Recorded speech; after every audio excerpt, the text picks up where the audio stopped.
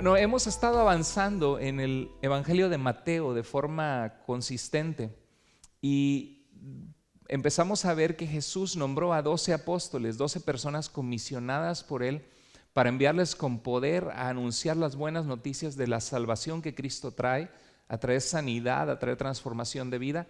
Y vimos la vida de los 4 primeros apóstoles. La semana que viene vamos a terminar el resto de apóstoles.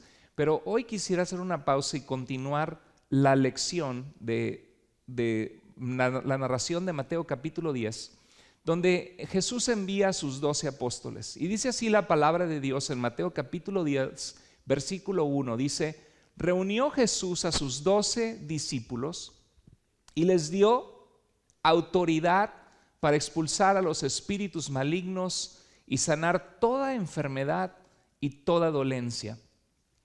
Creo que en nuestro tiempo, sobre todo gente que está muy metida en el aspecto científico de la ciencia, dice, pero espíritus malignos, demonios, dice, pues estamos en este tiempo, en el siglo XXI, donde está la tecnología, el internet, donde la ciencia ha descubierto tantas cosas, pero ¿de qué espíritus malignos hablan? Y algunas personas de ustedes que crecieron en pueblos en México, en Honduras, en El Salvador, en Guatemala, en otros países, pueden saber que la brujería es algo real, que existe en esos lugares. ¿Cuántos de ustedes han sabido de eso? Existe, la maldad existe, Satanás existe. La Biblia nos habla que Satanás es el príncipe de este mundo, en el sentido que la voluntad de la humanidad se ha rendido a Satanás, a hacer lo malo, la maldad. Y hoy día hay 2 polos opuestos. Un polo es que no debemos ignorar sus maquinaciones, como dice el apóstol Pablo, que Satanás viene a destruir nuestras vidas, nuestras familias, a desanimarte en tu fe. Por eso muchas veces cuando te empiezas a buscar de Dios es cuando te llaman amigos que hace mucho que no te llamaban para invitarte a hacer cosas que no convienen. Es cuando la exnovia te contacta por Facebook o te anda buscando por ahí. Es cuando justo quieres servir a Dios, en el camino a la iglesia tienes un pleito y dices, ¿para qué voy? Me siento hipócrita. O justo cuando quieres trabajar en tu matrimonio empiezan a venir problemas que ni sabemos de dónde vienen, porque tenemos un enemigo de nuestras almas y la Biblia nos dice que no debemos ignorar sus maquinaciones. Y por el otro lado, la forma de conquistar la guerra espiritual en nuestra vida está en Efesios capítulo 6, donde Dios nos dice que nos vistamos con los pies del evangelio, anunciándole a la gente de Jesús. La verdadera guerra espiritual es cuando arrebatamos a personas que se encuentran en las tinieblas, lejos de Dios, y los llevamos a los pies de Cristo y son libres.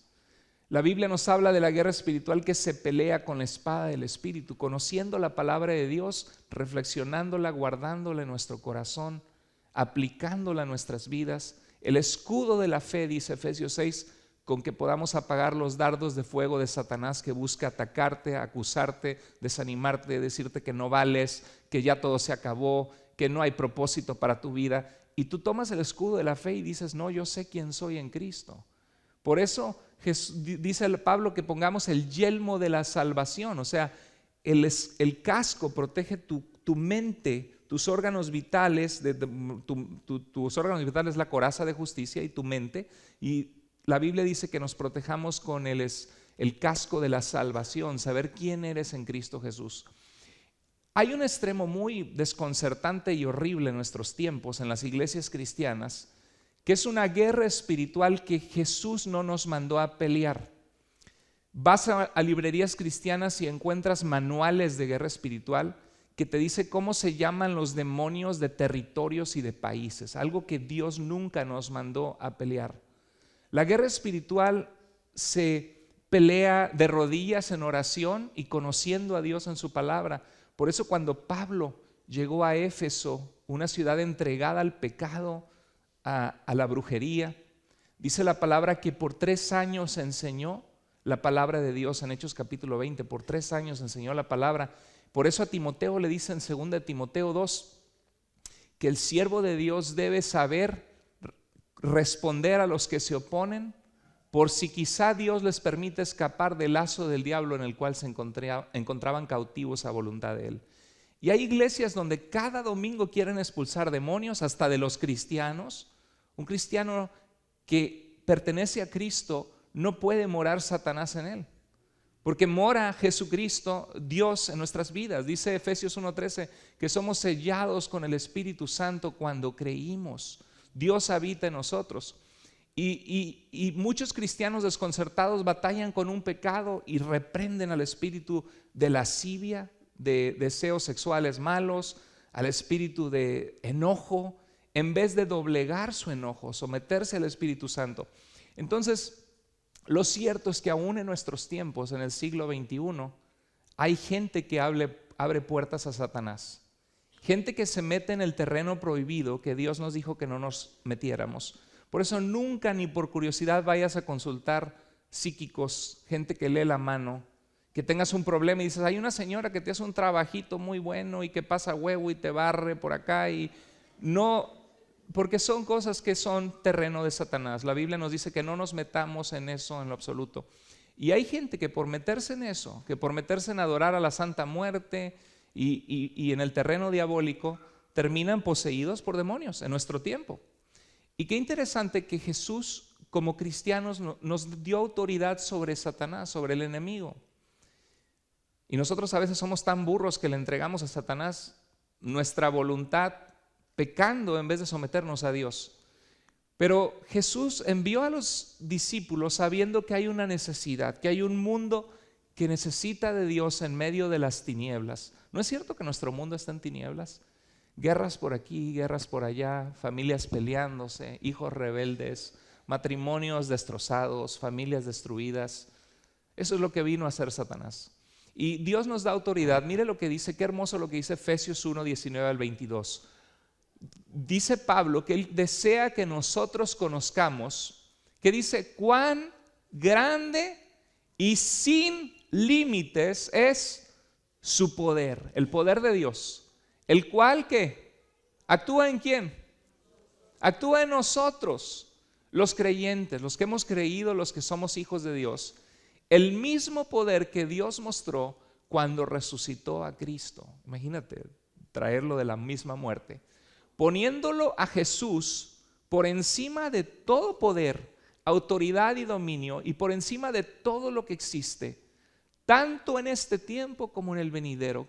O sea que pueden pasar muchos años en esta vida y surjan los poderes que surjan, los países con armamento nuclear y con poder que tengan, ningún poder va a ser superior al poder de Dios, al poder de Cristo. Porque Cristo es el creador de la vida. La Biblia dice que todo fue creado, en Colosenses 1:15, todo fue creado por medio de ¿quién? De Él, de Cristo. ¿Y para quién? Para Él. Entonces no hay nadie, Satanás no existiría sin Dios. Y dice, ay, ¿por qué lo creó Dios? ¿Por qué Dios creó a Satanás? Porque Satanás fue un ser creado por Dios con perfección. Pero parte de la perfección es que Dios nos dio libre albedrío y a Satanás también. Dios nunca te va a tener a su lado a la fuerza. Por eso es que batallas con el pecado. Por eso es que batallas con a veces doble ánimo. Que dice Jesús, el espíritu, dice, velad y orad porque el espíritu está dispuesto, ¿pero qué? La carne es débil. Pablo dice en Gálatas que tenemos esas naturalezas y la naturaleza espiritual y la naturaleza carnal se oponen entre sí para no hacer lo que queramos. Se cuenta de un hombre que peleaba perros y hacía apuestas, que es algo muy sangriento, muy cruel. ¿Sabías que Dios quiere que tratemos bien a los animales? ¿Sabías que no se vale ser cristiano y agarrar a pedradas un perro o meter al gato al agua o aventarlo a ver si tiene 7 vidas? Hay gente que es bien cruel. Y dice la Biblia, el justo cuida de los animales. ¿Sí? No puede haber crueldad en tu corazón si Cristo habita en tu corazón. Entonces, este hombre peleaba perros y tenía uno negro y uno blanco y siempre sabía quién iba a ganar. Entonces un amigo le dice, oye, ¿cómo le haces? Que ganas en todas las apuestas, ¿cómo sabes? Dice, no, hombre, pues muy fácil. Yo ahí decido quién va a ganar la semana que viene en la pelea y al que quiero que gane, al otro no le doy de comer, ¿no? O sea, gana al que le doy de comer. Y lo mismo pasa en nuestras vidas. ¿Por qué a veces pecamos tanto? ¿Por qué batallamos tanto con el pecado? Porque estamos alimentando nuestra naturaleza pecaminosa. Porque hay cristianos que logran tener victoria sobre hábitos bien difíciles, de repente empiezan a cambiar su carácter en su matrimonio y las cosas empiezan a cambiar. El hombre orgulloso y machista que no se ponía el mandil, ahorita lo ves con mandil barriendo. No, no es cierto. ¿Lo ves? lo ves ayudando en la casa, lo ves considerado con su esposa. ¿Por qué? Porque está dejando que Dios trabaje en su corazón. ¿Quieres dejar que Dios trabaje en tu corazón? ¿Sabías que puedes? Todo lo que tienes que hacer es someterte a Dios. Someteos pues a Dios, resistid al diablo y Él huirá de vosotros, dice la Biblia. Entonces, por eso es importante congregarse, por eso es importante servir, por eso es importante orar, leer la Biblia, por eso es importante el hablar de Cristo, porque eso te da vitaminas espirituales. Y en este pasaje nos muestra que el poder de Jesús está sobre todo. Como pastor, en ocasiones, me acuerdo cuando comencé plantando una iglesia en Texas, y una familia me llamó y me dijo, hermano, que se oyen cadenas en la casa. Y le dije, ¿y qué? ¿Venden cadenas? ¿O tienen cerrada una puerta? No, se oyen que se arrastran cadenas y se oyen ruidos y los niños están asustados. Y pues cuando uno es nuevo, dice, y hasta cuando tengas tiempo, dice, me achachí, ¿no? Dice, ¿qué vas a...? Dice, venga a orar por nosotros. Y uno dice, pues yo no soy nada en mi poder. ¿Quién de ustedes es algo en su poder? Nadie. Pero ¿quién es el que está con nosotros? Cristo. Y si Dios con nosotros, ¿qué dice la palabra? ¿Quién contra nosotros? Entonces fuimos a esa casa y pregunté, bueno, ¿ustedes han abierto puertas a algo que le leen la mano? ¿No? Pues, y ya vi, no, pues fuimos a que nos bendicieran, ¿no? Y tenían unos budas ahí, unos budas con su fecha de nacimiento en agua y unas flores, y la gente no sabe ni lo que cree, supuestamente católicos y poniendo sus buditas. Yo dije, bueno, pues es que ustedes hicieron ya un rito ahí que alguien les hizo. Le dije, ustedes primero que nada tienen que someterse a Dios. Y fuimos a esa casa y ellos empezaron a buscar a Dios, aceptaron a Cristo, le entregaron su corazón al Señor, lo confesaron como su Señor, empezaron a venir a la iglesia y oramos por la casa. Señor, tú tienes poder sobre todo, ellos te han entregado su vida. Y le dije, tira esos budas a la basura. Y tienes poder sobre su vida. ¿Y sabes lo que pasó? Llegaron el domingo a la iglesia felices, que desde ese día que fuimos a orar ya no habían vuelto a escuchar nada y escuchaban a cada rato y se morían de miedo de las cosas que había en la casa. Hay un mundo real, invisible, de las tinieblas, y Dios nos ha dado como cristianos poder y autoridad. Y ese poder y autoridad no está en el pastor, ese poder y autoridad no está en una u otra persona, están en Cristo. Es un poder sobre todo nombre. Dice la Biblia que no hay otro nombre dado a los hombres bajo el cielo, bajo el cual podemos ser salvos, y que el nombre de Cristo, ante su nombre se doblará toda rodilla y toda lengua confesará que Él es el Señor. Entonces Jesús, sabiendo su poder y su autoridad, el mismo Jesús que tú has abierto tu corazón si ya le has entregado tu vida, Él está contigo. Y ese poder que tú tienes, no hay nadie que pueda enfrentarlo. Entonces Jesús dice que les dio poder sobre aún los demonios.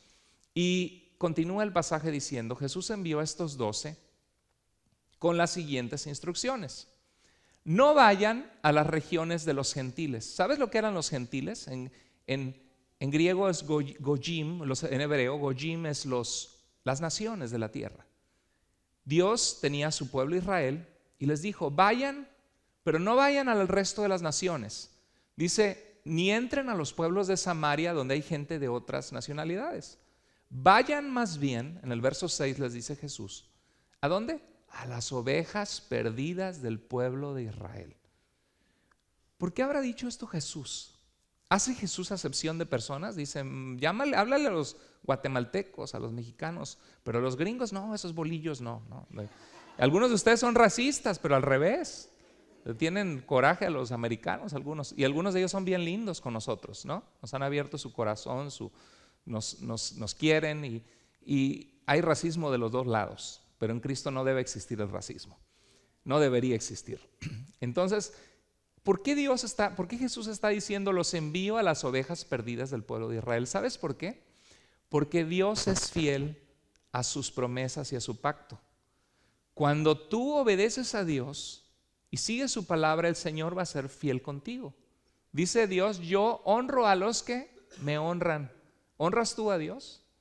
Entonces, Dios había prometido en su palabra que Cristo Jesús vendría del linaje de Abraham y que Dios a través de el Mesías, del Salvador del mundo, salvaría a su pueblo y ese mensaje sería de salvación a todas las naciones.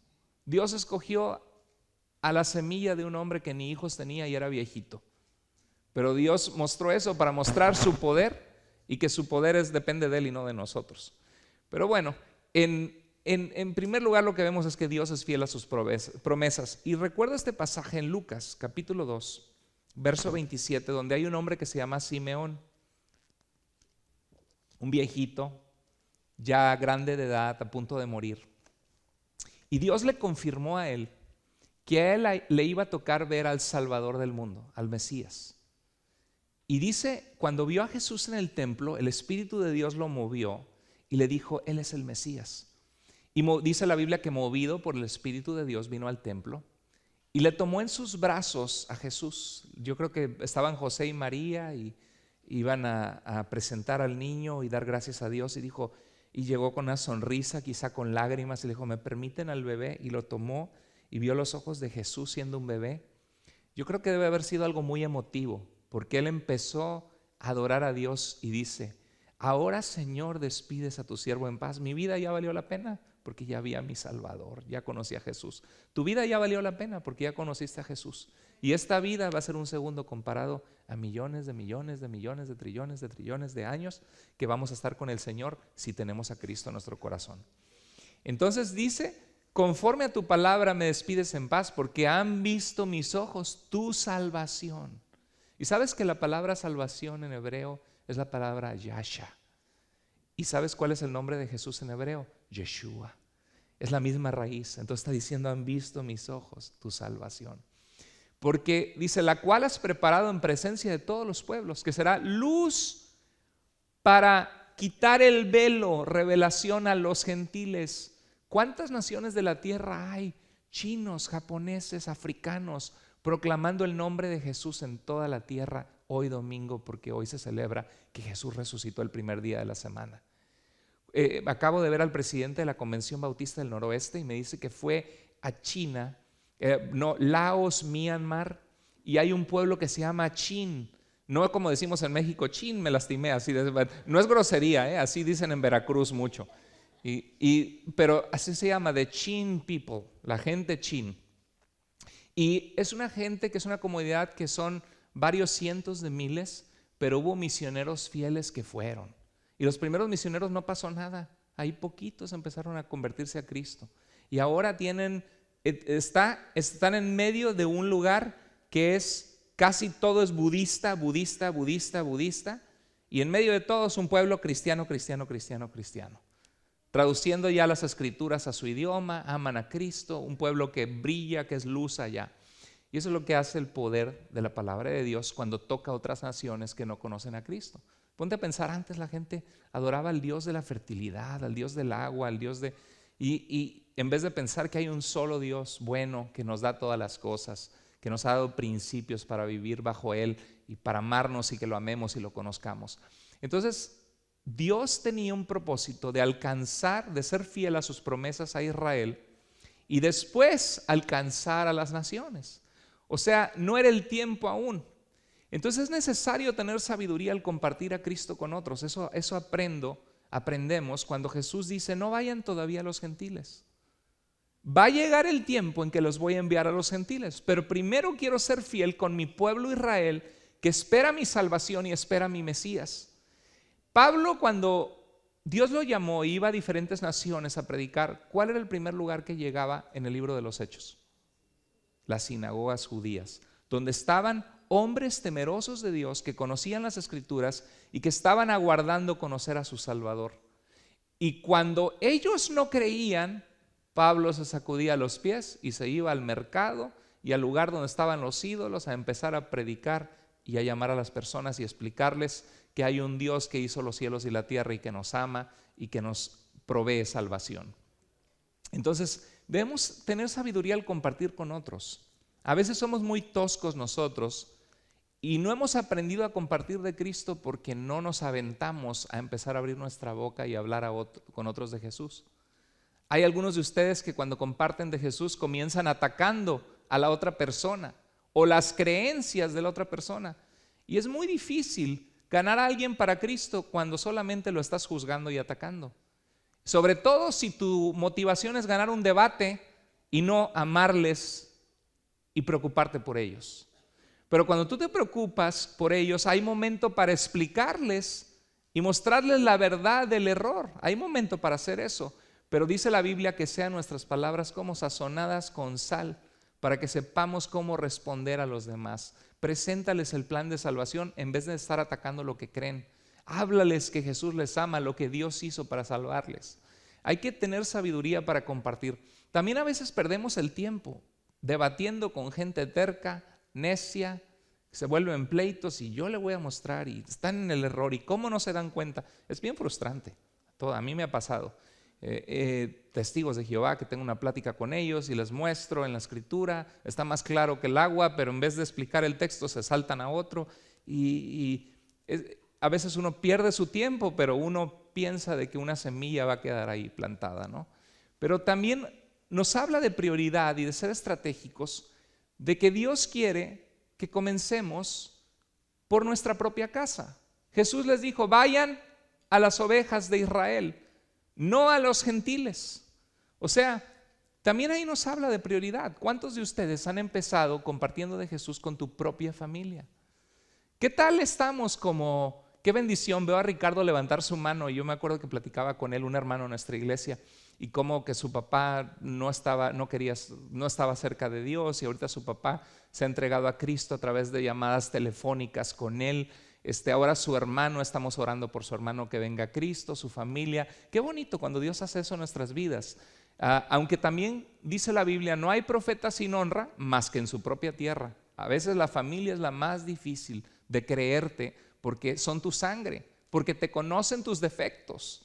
Dicen, te conozco mosco, ¿no? Te conozco todo lo que has hecho y quién eres y hemos tenido nuestros pleitos y es más, vienes a Cristo y te acusan de hipócrita.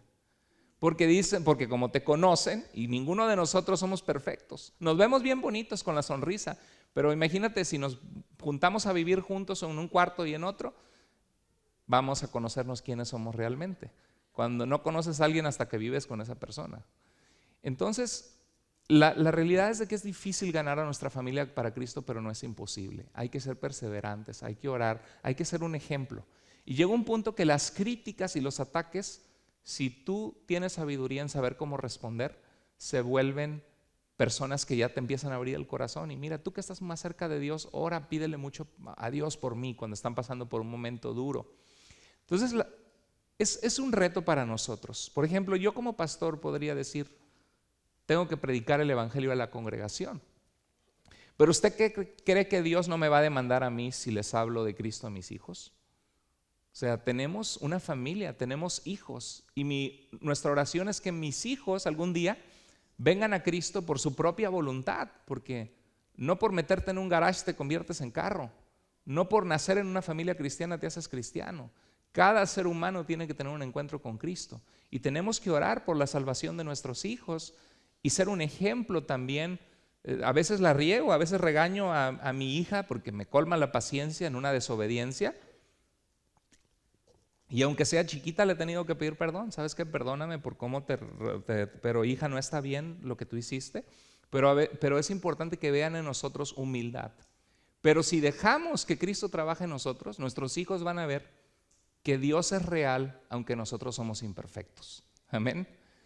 Entonces hay que empezar por la familia. También hay tiempo para hablarle al mundo. Jesús no se quedó ahí. Más adelante en Juan 10:14 dice, yo soy el buen pastor, dice Jesús. También tengo otras ovejas que no son de este redil. Me acuerdo cuando se hablaba de Jaime Maussan, ¿se acuerdan? De los ovnis y que... ¿Alguno de ustedes ha visto un ovni? No. Yo he visto 2 ovnis, uno en la Ciudad de México, pero no crea que eran de antenitas verdes y hacían... No, eran, vi nada más objeto volador no identificado, no sé lo que eran. Y dicen, ¿y qué será, hermano? ¿Qué será? Pues naves de la NASA, muy especializadas, pues quizá. Ahora, ¿Dios tiene otras creaciones? Pues yo no digo que hay marcianos con antenitas verdes, pero en la Biblia se habla de serafines, de querubines, de ángeles, de arcángeles. Dios ha existido desde la eternidad, ¿no? Pero hay cosas que no sabemos, pero la Biblia dice que las cosas secretas pertenecen a Dios, no a nosotros. Pero las que Él ha revelado son para ti, para que te pongas al tiro con la palabra de Dios y lo obedezcas. Hay gente que se mete mucho a los misterios. ¿Y qué será de los ovnis? Y hermano, yo quiero saber del fin del mundo y quiero leer Apocalipsis. Y en la casa están maltratando a la esposa, pero obsesionados con Apocalipsis, ¿no? El fuego te va a caer del cielo por estarla tratando así, ¿no? A la esposa. Pero de veras hay gente que no rinde su vida a Dios, pero está con la obsesión. ¿Y qué? Y hermano, ¿habrá más allá? Pues el otro día que hicieron tamales y tortillas sí había masa allá y ahora me la tragué, está acá, ¿no? Masa. Bueno, hay gente que dice, no, mira, aquí Jesús está diciendo que tiene otras ovejas que no son de este redil. Está hablando que fue a rescatar a los marcianos. No, esto está hablando gente ignorante de las escrituras, ¿eh? Aquí está hablando de los gentiles. Jesús decía, así como hay razas de ovejas y tienes un grupo de ovejitas de cierta raza en este corral, dice, pues tengo otras también que no son de este redil, que son las naciones, que quiero que vengan a mí. Y dice Jesús, y formarán un solo rebaño con un solo pastor. Por eso dice Pablo, en Cristo no hay judío ni no judío, en Cristo somos aceptados por la sangre de Cristo. O sea, aunque seamos de diferentes países, tenemos al mismo papá Dios, tenemos la misma naturaleza pecaminosa, tenemos la misma necesidad de ser salvos y rescatados por Dios, y es su gracia inmerecida la que te salvó a ti y la que me salvó a mí. Entonces Jesús dice, va a haber tiempo para eso. Y después, más adelante, cuando se fue, antes de ascender al cielo, dijo, vayan y ¿qué?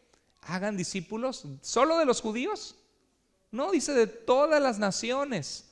Bautícenlas, denle seguimiento. Por cierto, si tú no te has bautizado y ya conoces a Cristo como tu Salvador, hay un área de tu vida que te falta obedecer a Dios, dar testimonio público de tu fe, decirle a la gente, he decidido seguir a Jesús. Bautizarte no significa que ya eres perfecto, porque hay gente que dice, no, es que no me siento digno. Pues no, ni tú eres digno, ni yo, ni nadie somos dignos, es la gracia de Dios. Pero claro, somete tu vida a Dios, obedécele. Si no te has casado, cásate. Ay, hermanos, que no conoce a mi mujer. Pues entonces, ¿para qué andas juntado con ella? Pues busquen consejería, busquen ayuda y ya después te casas, ¿no? Pero obedece a Dios, haz frutos dignos de arrepentimiento, bautízate. Y dice la Biblia, enseñándoles a obedecer todo lo que les he mandado. Por eso es tan importante que tú te congregues en la iglesia, domingo a domingo, que invites a otros, que te congregues en un grupo de vida, en un grupo más pequeño donde puedes orar por otros, compartir tu fe, animar a otros, porque es un proceso de ir aprendiendo de Jesús. Dios quiere que tú aprendas, por eso a los discípulos los envió y les dijo, enséñenles a obedecer lo que les he mandado. Entonces hay que orar por gente que no conoce a Cristo, hay que ir y hablar nosotros y hay que dar para las misiones en el mundo financieramente, porque las misiones requieren fondos financieros para que la Biblia sea traducida en diferentes lugares del mundo, para que haya misioneros como los abuelos de Abril que plantaron una iglesia que fue una bendición para esa ciudad, plantando muchas otras iglesias, porque había personas que le sostenían y pudieron dejarlo todo, irse a México. Y como iglesia somos parte de un proyecto que sostiene a 10,500 misioneros en 153 países. Cada vez que tú ofrendas $1 en la iglesia, parte de esos centavos va para sostener misioneros en el mundo. Y sostenemos a con parejas y matrimonios, 7 misioneros directamente. Qué hermoso, ¿no? Que somos parte de eso. Entonces hay que orar por las misiones, hablar de Cristo y dar a las misiones con generosidad. ¿Cuál es el mensaje que anunciamos? Jesús continúa diciendo y dice, vayan y anuncien ¿qué cosa? Que el reino de los cielos se ha acercado. ¿Qué es lo que quería decir Jesús con esto? Ese es un concepto maravilloso, precioso, que ahorita no hay tiempo de expandir, pero la Biblia, los evangelios, hablan mucho del reino de Dios. Cuando habla del reino de los cielos, está evitando nombrar el nombre de Dios para no pronunciarlo en vano. ¿Sí sabían eso? Que el cuarto mandamiento, es tercero o cuarto, dice, no tomarás el nombre, el tercero, no tomarás el nombre del Señor tu Dios, ¿qué? En vano. ¿Qué significa? Que no estés jugando con el nombre de Dios, que respetes a Dios en tu vida. Y los judíos se lo toman tan a pecho que no pronuncian el nombre de Dios. Y en vez de decir Dios, dicen Hashem, que significa el nombre, para no pronunciar el nombre de Dios. Entonces, cuando la Biblia dice el reino de los cielos, cielos es una palabra para decir Dios, el reino de Dios. ¿Por qué? Porque Dios está por encima de nosotros y ha creado todo, está en los cielos. Les pido por favor, hay un niño por ahí hablando, les pido por favor, por eso hay clases. Gracias. Entonces dice, vayan y anuncien el reino de los cielos acercado, que el reino de Dios está entre nosotros, que ya está en acción un plan de Dios de salvar a las personas. ¿Cuánta gente tú y yo conocemos que sus vidas están rotas, quebrantadas, en tinieblas, en depresión, en necesidad de Dios? Y tú y yo tenemos un mensaje que compartir. Y dice la Biblia, ya está en acción, ya anuncien que el reino de los cielos se ha acercado, o sea que la gente puede acercarse a Dios, que Dios quiere salvarlos, que Dios quiere reinar en sus vidas y en sus corazones. Y también nos habla que el reino, ¿por qué había que anunciar el reino de los cielos? Porque va a haber un juicio, porque vamos a morir, porque va a haber una conclusión de esta humanidad, de esta tierra. Les pido por favor, si son gracias, muy amables. Entonces dice, por eso no tenemos niños, porque me distrae y así me pasa. Cuando estoy en la casa igual quiero hablar y están las niñas hablando, shh, Andrea, porque no me concentro, se me va el tren de pensamiento y por un niño 200 personas se pierden de entender la explicación de Dios. Y ya como pastor me ha tocado como 3 ir a pedirles perdón porque se van y se sienten y luego ya no regresan a la iglesia. Pero mi propósito no es ofender a nadie, es amarles y ayudarles. Pero es parte de poder todos aprender juntos. Y por eso es tan importante los ministerios en la iglesia. Gracias a Dios por las hermanas que enseñan a los niños en la palabra, que oran por ellos, que los cuidan, porque permiten que nosotros crezcamos en la palabra de Dios. Bueno, ¿cuál es el mensaje que debes anunciar tú a la gente? ¿Sabes qué? Nuestra vida es finita. Hay un Dios que te hizo, hay un Dios que te ama, hay un Dios que es rey sobre todas las cosas. Que la Biblia nos dice que vamos a morir un día y vamos a tener que dar cuentas de nuestra vida. Ese Dios te ama, ese Dios tiene un propósito para tu vida, ese Dios quiere alcanzarte y te ama tanto que tu pecado te separaba de Él y Jesús vino a morir por ti en la cruz. Ese es el mensaje que anunciamos, el mensaje de salvación. Y dice, vayan y anuncien que el reino de Dios es acercado. ¿Qué más? En el versículo 8 dice, sanen a los enfermos, resuciten a los muertos. Dice, ay hermano, está medio difícil eso, ¿no? Limpien de su enfermedad a los leprosos y expulsen a los demonios. Bueno, esto que pasó en el libro de los Hechos, en el capítulo 9, se ve una mujer de Dios que se llamaba Dorcas, se llamaba Tabita en hebreo, en griego se llamaba Dorcas, y prepararon su cuerpo para la tumba, inclusive la lavaron, la limpiaron, dice la Biblia, y la iban a enterrar. Y había sido una mujer que había hecho mucho bien por la iglesia, por la gente en necesidad. Dice la Biblia que estaba llena de buenas obras. Qué difícil es cuando alguien que ama a Dios le pasa como a lo mejor usted se pregunta, ¿por qué pastor? ¿Por qué el pastor se quebró la rodilla? La costilla. ¿Será que anda en pecado oculto? No. ¿Por qué? ¿Y por qué no fue mi suegra, Señor? No.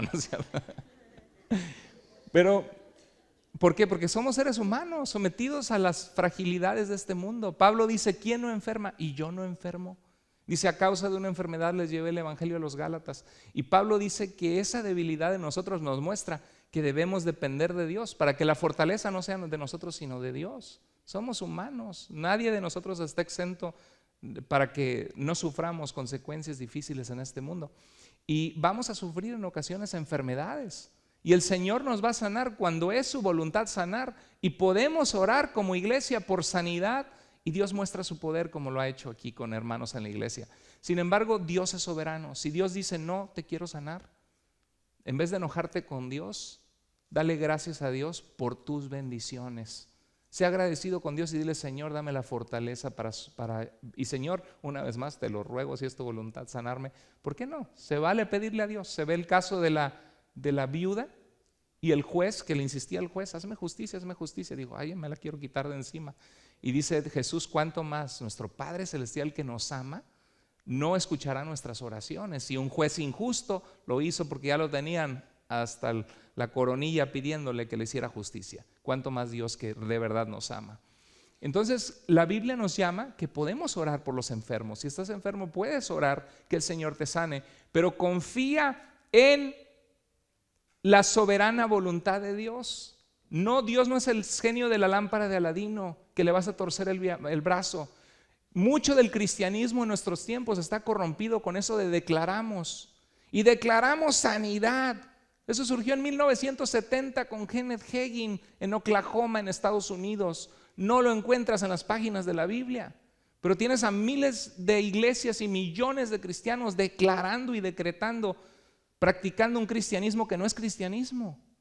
Dios, cuando Job perdió a su familia, se puso de rodillas, se rasgó la ropa y se echó ceniza y dijo: Dios dio, Dios quitó, sea Dios bendito. ¡Wow! ¡Qué hombre!, ¿no? Tremendo. Pero Dios nos da el poder de poder orar por los enfermos. Si hay alguien enfermo en tu familia, pueden orar como familia. Si tú tienes un amigo que está pasando una necesidad, tú puedes orar por ellos. Y en nuestro tiempo quizá no está tanto la lepra y no es tan fácil encontrar gente endemoniada, pero sí es común encontrar gente que Satanás los tiene en sus garras, ¿no? Gente llena de odio, llena de pecado, con una mente distorsionada, con una mente llena de amargura, de pecado. Y Dios nos manda también a sanar y limpiar esos. A sanar y limpiar no solo física, sino también espiritualmente. ¿A cuántos de ustedes Dios te lavó tu mente? ¿A cuántos de ustedes Dios te lavó tu corazón? Sí, antes pasaba una muchacha y parecías ventilador, pero en el mall, ¿no? Parecías ventilador. Y ahora pasa y capta tu atención, pero te frenas y dices no, ¿verdad? Porque soy un hijo de Dios. Dios cambia y limpia nuestra mente, limpia nuestro corazón. Dios cambia aún nuestro rostro. ¿Cuántos de ustedes han visto fotos de antes de conocer a Cristo y fotos de después de conocer a Cristo y pueden ver una transformación en tu cara, en tu rostro? ¿Alguno de ustedes ha experimentado eso o conoces a alguien? Si es así, levanta tu mano. Yo sí lo veo, de verdad. Hay gente que ha venido a nuestra iglesia y hola, mucho gusto. ¿Y usted? No, pues en pocas palabras me quieren decir, me trae mi vieja, ¿no? Porque yo no quiero venir aquí a la iglesia, ¿no? Si no me la quito de encima, que ven a la iglesia conmigo, ven a la iglesia conmigo. Pues aquí estoy en la iglesia ya, pero no tienen ganas de venir a la iglesia. Pero vienen y la palabra de Dios toca su corazón en un mensaje y empiezan a dar, esa historia la he escuchado muchas veces, parece que el mensaje era mío, ¿no? Me acuerdo cuando empecé a plantar una iglesia en Texas, me dijo una persona que llegó a la iglesia, me dice la hermana, no, mi esposo vino, pero dice que no quiere regresar, que por qué yo le ando contando a usted todo lo de su vida. Pues, ese es el poder de Dios, esa es la obra de Dios en el corazón de las personas. Yo no sé nada de nadie, ¿no? Pero muchas veces Dios toca los corazones y la gente empieza a venir y ya de repente al mes ya vienen por su cuenta. Al principio la mujer los traía, pero ya vienen por su cuenta. Y luego pasan 3 meses y hola, y empiezas a ver una sonrisa. Y de verdad tú ves su rostro y su rostro es otro. Y ya te entregaste, tú ya sabes que están buscando de Dios, que se entregaron a Cristo porque su rostro es diferente. Como cristianos nos vemos diferente, pensamos diferente, hablamos diferente. ¿A poco no? Dios cambia nuestra vida. Dice en 2 Corintios 5:7, de manera que si alguno está en Cristo, ¿qué? Nueva criatura es. Las cosas viejas pasaron y Dios va haciendo todas nuevas. Entonces, otra cosa, en el verso 8, la segunda parte, ¿qué dice Dios? Lo que recibieron de gracia, ¿qué es gracia? Un regalo inmerecido de Dios, así es.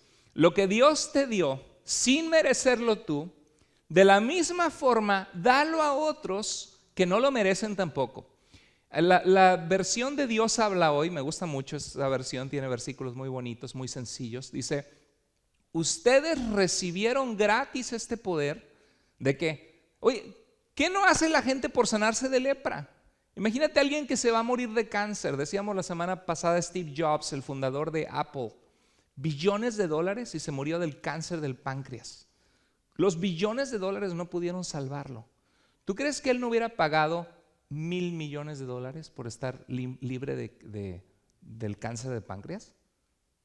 ¿Qué no paga la gente que va que hasta se come tierra de hechicería y brujería y le barren para que, y no, pues te va a costar el trabajito 20,000 pesos, y gente charlatana que le saca dinero a la gente en eso de brujería? ¿Qué no entregan? Y lo entregan todo al fin de buscar ser sanos.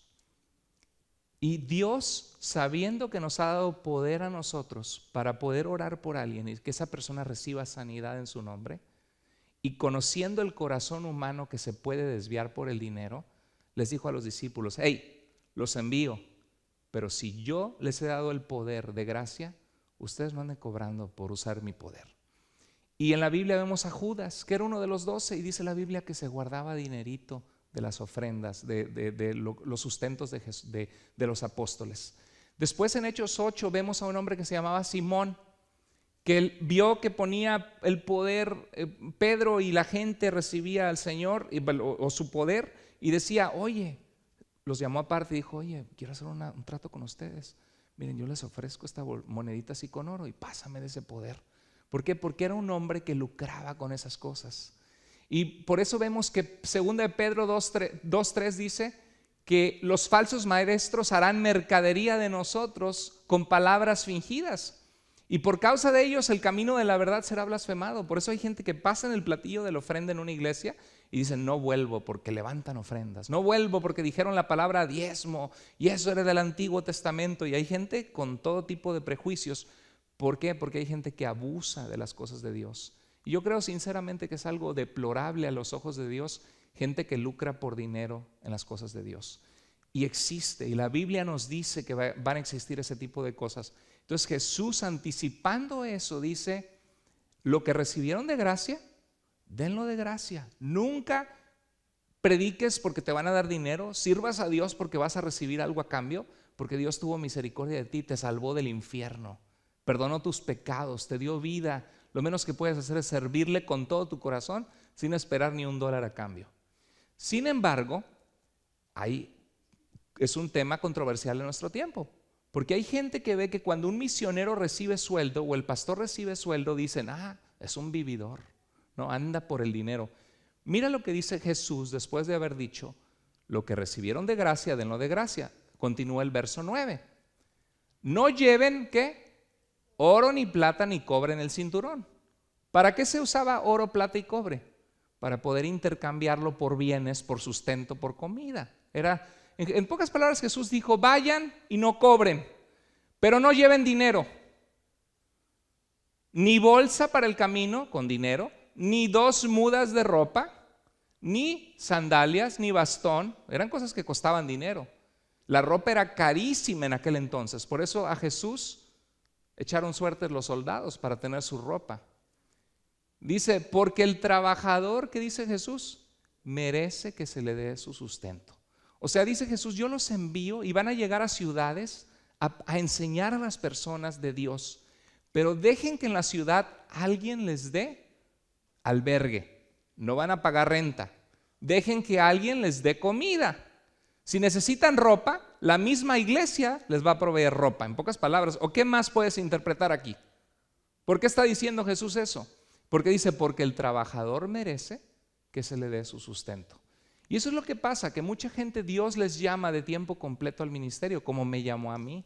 Yo en México era abogado, no era de los tranzas, porque aunque era abogado, era cristiano. Y luego me llamó el ambiente artístico, y 3 años de mi vida me sostuvo la actuación en televisión, y escribí un guión de cine con un amigo. Yo no pensaba que Dios me iba a llamar a ser pastor, pero Dios me llamó y me rendí. Le dije: Señor, aquí está mi vida, y renuncié a todo lo que hacía y me casé. Yo tenía que sustentar a mi esposa, y la Convención Bautista me llamó, me dio un sueldo, me dio un seguro médico, y empezamos un instituto bíblico. El Señor levantó pastores y líderes. Hasta el día de hoy no somos ricos, pero Dios nos ha bendecido, que tenemos una casa que estamos pagando en mortgage. Dios ha sido bueno con nosotros. Hemos pasado necesidad, sí, pero Dios no nos ha desamparado. ¿Y cómo se hace eso? A través de las ofrendas de iglesias que con la convención nos sostenían a mí y a miles de pastores y misioneros. Entonces, esta es la realidad. Número 1, no te dejes desanimar por los malos ejemplos. Hay gente que lucra con las cosas de Dios y que es algo repugnante ante el Señor, pero no dejes que ese sea un impedimento para que tú busques de Dios. ¿Hay doctores tranzas y malos, sí o no? Mire, que la tenemos que operar por esto y le vamos a sacar el apéndice, y te ponen la anestesia, te duermen, te abren la piel, te la cosen y 5 años después descubres que ahí todavía tienes el apéndice, pero te cobraron 30,000 pesos en México. Hay casos así terribles. O que ni tenía nada tu apéndice, pero pues lo sacamos como quiera y cobramos 30,000 pesos. Hay médicos desgraciados, malos, que te arruinan tu salud. Ahora, cuando necesites una operación vas a decir, no voy a ir a ver los doctores porque todos los doctores son tranzas.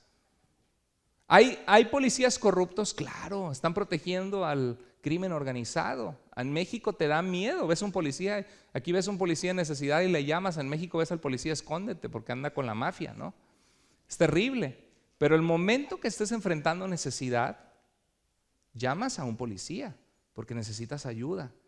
Hay maridos que son mujeriegos, abusivos, manipuladores, golpeadores, sí, pero ¿son todos los maridos así? No.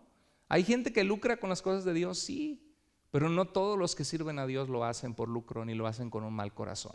Y es donde uno tiene que discernir y buscar a Dios puestos los ojos en Jesús. Segundo lugar, sé consciente de la necesidad que hay que sostener a los que sirven a Dios de tiempo completo. Nunca, mira, acaba de venir un amigo mío de ucraniano que yo casé, que mi esposa y yo servimos en unas iglesias rusas ucranianas cuando éramos misioneros con la convención, y están levantando una iglesia muy bonita y el pastor es ingeniero. Creo que el pastor gana como $95,000 por año y está en la iglesia, pero no puede preparar bien sus mensajes ni llevar a la iglesia adelante porque los rusos no creen en pagarles a los pastores. Entonces, ¿cómo le va a hacer para servir a Dios de tiempo completo? Y si le dicen, véngase, le damos $1,000 al mes, dice, pues me ganan 95,000 y tengo una familia y tengo mis hijos, ¿no?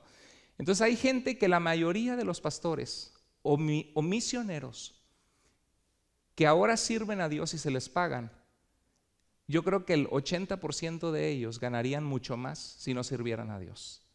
Entonces tenemos que respetar y amar que ellos han rendido sus vidas y le han dicho, Señor, no me importan las riquezas, no me importa lo que yo pueda alcanzar por mi cuenta, yo reconozco que tú eres el dador de la vida y mi vida está para servirte y servir a las personas, Señor. Y la mayoría de los misioneros que sirven a Dios en el mundo, eso es lo que han hecho precisamente. Y por eso como iglesia sostenemos misioneros en el mundo. Sé consciente de la necesidad. Cuando damos a Dios y ofrendamos y diezmamos, es un acto de adoración porque nos cuesta. Déjame decirte que yo dudo que rindamos a Dios nuestro corazón entero si no hemos aprendido el principio de diezmar, de reconocer que por lo menos la 10ª parte de nuestros ingresos le pertenece a Dios. Sé que es un tema delicado, pero es un tema real. Es un tema real. Vivimos en un mundo donde hay gastos que cubrir y Dios dice, donde está tu tesoro, las cosas que valoras, está también tu corazón. Y los que hemos aprendido a confiar en Dios en esa área, el Señor nos bendice. El Señor nos suple, nos provee, porque yo y mi esposa tenemos esa convicción y lo vemos en muchos hermanos. Es un área que hay que aprender a crecer. Continúa el versículo, estamos terminando. Dice, mas en cualquier ciudad o aldea donde entren, infórmense quién en ella sea digno y posen allí hasta que salgan. ¿Por qué Jesús dice infórmense quién sea digno? Quien sea digno significa quien es merecedor. En 2 de Tesalonicenses 3:2, la Biblia nos dice que no es de todos la fe. ¿Has compartido tu fe con personas que has sido rechazado o no? La Biblia nos muestra que no todo el mundo va a creer en Jesucristo. ¿Y con qué mensaje envió Jesús a los discípulos? Busquen quien sea digno. En nuestro tiempo, ¿cómo hacemos eso? Busca quien tiene hambre de Dios. ¿Quién está abierto en su corazón cuando tú inicias una plática a hablarles de Jesús? Dice Jesús, y al entrar en la casa, salúdenla. ¿Saben cómo se saludaban los judíos en la antigüedad? Shalom. Y en nuestro tiempo también. Shalom, ¿lo han escuchado? ¿Y qué significa shalom? La paz de Dios sea contigo, o sea, sobre ti. Entonces dice, si la casa fuera digna, su paz de la casa, la paz que tú hablaste, shalom, vendrá sobre ella. ¿Por qué? Porque te van a abrir el corazón, las puertas, quieren escuchar de Dios y la paz de Dios va a reinar en esa familia. ¿Cuántos de ustedes desde que abrieron el corazón a Cristo, comparado a antes era paz, paz, paz, paz, paz y ahora es paz, ¿no? Hay una diferencia. Dice, si no fuere, dice, la paz de Dios vendrá sobre ella, pero si no fuere digna su paz, se volverá a ustedes. Suena medio raro, ¿no? Porque la paz no es algo que viaja como una palomita y se posa y luego se va, pero eran formas de expresión judías. En pocas palabras, mira lo que dice la Nueva Versión Internacional. Al entrar digan, paz a esta casa, shalom. Si el hogar se lo merece, porque están buscando la paz de Dios y están abiertos a escuchar el mensaje que tú y yo les vamos a traer, dice, que la paz de ustedes reine en él. Y si no están abiertos, dicen, no, aquí en este hogar somos y no aceptamos propaganda ni no, para afuera, ¿no? Dice, que la paz se vaya con ustedes. O sea, si están abiertos, la gente que tú le quieres hablar de Cristo, compañeros de trabajo, amigos, familiares, si ellos están abiertos en su corazón, ¿sabes qué va a pasar cuando reciban a Cristo? Que va a venir paz a sus vidas.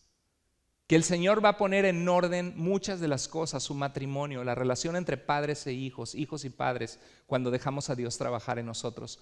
Que gente que estaba batallando con la depresión, con problemas, cuando se rinden a Cristo, Dios empieza a traer orden también a las emociones, aunque es una lucha, ¿no? Pero el Señor empieza a traer paz. Pero la gente que dice, no me hables de tu religioncita y de tus cosas, ya. ¿Qué significa? Se van a quedar viviendo como están viviendo y la paz de Dios no va a poder morar en sus vidas y transformarles. Entonces Jesús nos envía a un mundo con necesidad de la paz de Dios. Y termina diciendo Jesús en Mateo 10:14, y si alguno no lo recibiere, ni oye sus palabras, salgan de aquella casa o ciudad. ¿Y qué dice? No estoy lastimado la costilla, no puedo hacerlo duro, pero salgan, sacudan sus pies.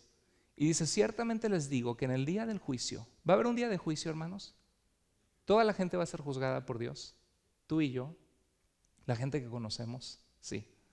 Dice, el día del juicio será más tolerable el castigo para la tierra de Sodoma y Gomorra que Dios destruyó por su perversión y pecado con fuego del cielo, dice, que para aquella ciudad. O sea, tuvieron la oportunidad, van a llegar al cielo y decir, Señor, pues déjame entrar. Lo siento, no te conozco. Pero Señor, yo no fui tan malo. ¿Quieres que te ponga el video de tu vida? Pero Señor, dame chancecita. ¿Te acuerdas de José, tu compañero de trabajo Pepe? ¿Te acuerdas de tu compañero de trabajo Carlos? ¿Te acuerdas de tu compañero de trabajo María? ¿Te acuerdas que un día ella te habló y te dijo de que Dios te ama y que yo di mi vida por ti? ¿Te acuerdas lo que tú le dijiste? No, Señor, pero yo siempre tengo un corazón abierto. Déjame te pongo el video, ¿no? Tú con tus religiones no me hables, tú la tuya, yo la mía, ¿verdad? Ponerle el video. Y tuviste la oportunidad, pero ¿sabes qué? Lo siento. Mientras hay vida, hay esperanza. Una vez muertos, ya no hay esperanza. Vas a ser enfrentado en base a tus decisiones mientras estabas con vida. En pocas palabras dice Jesús, ustedes vayan y hablen. No todo, mira lo que te está diciendo Jesús esta tarde. Ve y habla mi palabra. Anúnciales el evangelio de Dios, las buenas noticias de que yo les amo y di mi vida por ellos. Sana vidas. Permite que Dios use tu vida para transformar a gente que está en necesidad. Limpia, sana, deja que mi poder transforme. Si ellos están abiertos, la paz de Dios va a llegar a ellos. Si no están abiertos, la paz de Dios no va a llegar a sus vidas. ¿Y sabes qué? Ni te preocupes, sacude los pies y vete a buscar un lugar con otra persona que tenga un corazón abierto para Dios. Eso es el mensaje de esta mañana, de esta tarde que Dios nos está diciendo en el Evangelio de Mateo. Eso que Jesús mandó a los discípulos sigue siendo cierto en nuestros tiempos. Entonces, sacude el polvo. No eran dignos, en pocas palabras, no tengas que ver con ellos y busca personas que tengan un corazón para Dios. No todos recibirán, no todos nos escucharán, pero ¿cuál es nuestro deber? Orar y buscar a quienes. A quienes tienen hambre de Dios. ¿Conoces gente que tiene hambre de Dios ahorita? Me tocó una enfermera la semana pasada que se notaba una bien activa en la iglesia católica, que inclusive va a las cárceles, y pude compartirle de Cristo. Dice, no, yo creo que el único que tiene poder es Dios, porque mucha de la gente de mi religión lo que tiene es que le pide a los santos, y yo entiendo que eso no es así. Le digo, ¿sabes qué? Yo puedo ver en tu vida algo diferente, que tú estás buscando de Jesús y ya es una persona lista, un terreno listo, que tiene hambre de Dios. ¿A quién conoces tú en tu vida que Dios puede usar tu vida esta semana? Quiero que pienses en alguien. Porque este mensaje no es nada más para que lo escuches, sino para que lo practiques. El campo misionero comienza al terminar el servicio, cuando salgan de las puertas. Porque Jesús te envía a ti y a mí a ir. Y bueno, no podemos, una última cosa que pensar es esto. Jesús, cuando dice, sacude los pies y vete, hay un principio muy importante. No podemos obligar a nadie a cambiar en contra de su voluntad.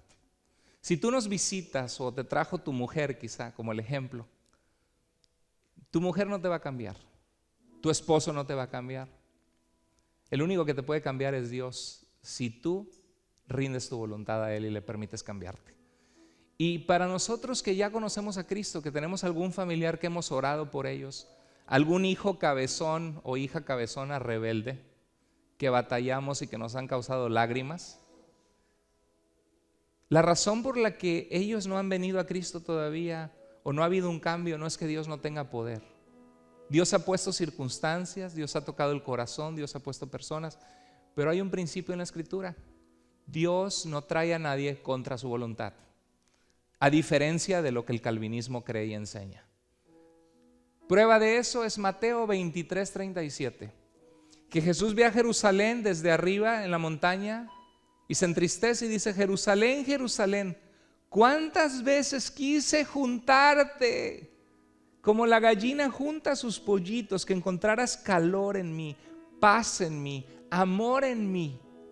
Dios quería, y no es porque Dios no sea soberano, sino que Dios en su soberanía decidió que nosotros pudiéramos responder a su llamado.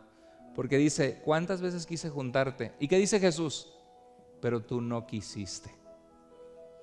Entonces no podemos cambiar a nadie contra su voluntad, solo podemos orar, ir y compartir. Y esto es lo que yo te invito a hacer en esta tarde. Si tú conoces gente que no conoce a Cristo, comienza a orar por ellos con más regularidad. Ve y comparte con sazón, con amor, con sabiduría. Comienza con tu casa, con tus hijos, con tu familia, y compártelo a los demás también. Es algo que el Señor nos manda. Y esto dice la Escritura en 2 Corintios 4:6, porque el mismo Dios que creó el mundo y que mandó que la luz brotara de la oscuridad es el que ha hecho brotar su luz en nuestro corazón. ¿Con qué propósito? Para que podamos iluminar a otros, dándoles a conocer la gloria de Dios que brilla en Jesucristo.